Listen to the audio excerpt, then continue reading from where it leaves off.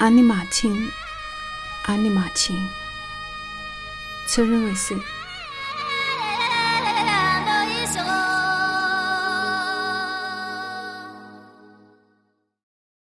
愿神山永存，信仰不移，众生各得其乐，而不是有些众生更快乐，有些众生被剥夺了快乐。为取悦灵而所作之启文，须有根据的按传统书写。最高耸出那洁白无垢、雄壮的雪山，无世尊者达赖喇嘛。徒步朝圣阿尼玛卿的山路约160多公里。我和卡提亚用了8天的时间，从起点走到起点。那是2018年的8月15日至23日。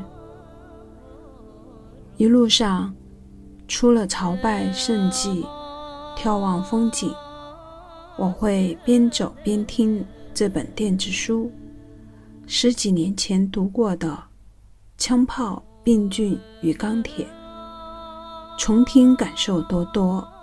比如这句：可驯化的动物都是可以驯化的，不可驯化的动物各有各的不可驯化之处。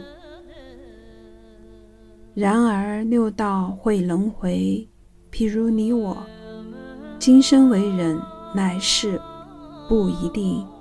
驯化与不肯驯化的故事将会继续。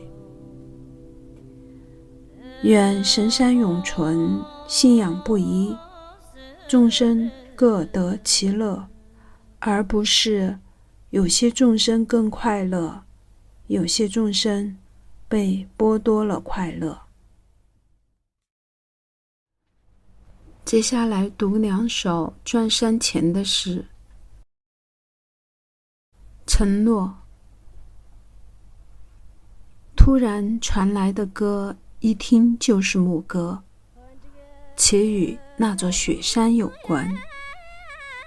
不是牧歌厉害，而是清唱牧歌的人厉害。他应该生于雪山某处，我不确定是山下或山巅，但一定不是山间安全的洞穴。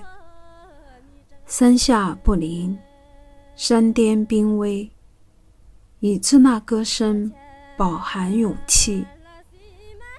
我为之一振，起身望向漆黑夜空，承诺似的说出这个名字：阿尼玛卿。2018年3月25日，于北京。祈愿。一想到将要朝拜的阿尼玛卿，就推开离地20几米的窗户。那座雪山的凉寒空气扑面而来，不远处的坡章在黑暗中隐匿不见，更高处的天空散布着银灰色的云朵。阿尼玛卿啊，你羊毛做的白毡帽我喜欢，你骑绿鬃白马巡视着，到了阿坝换成了绿鬃雪狮。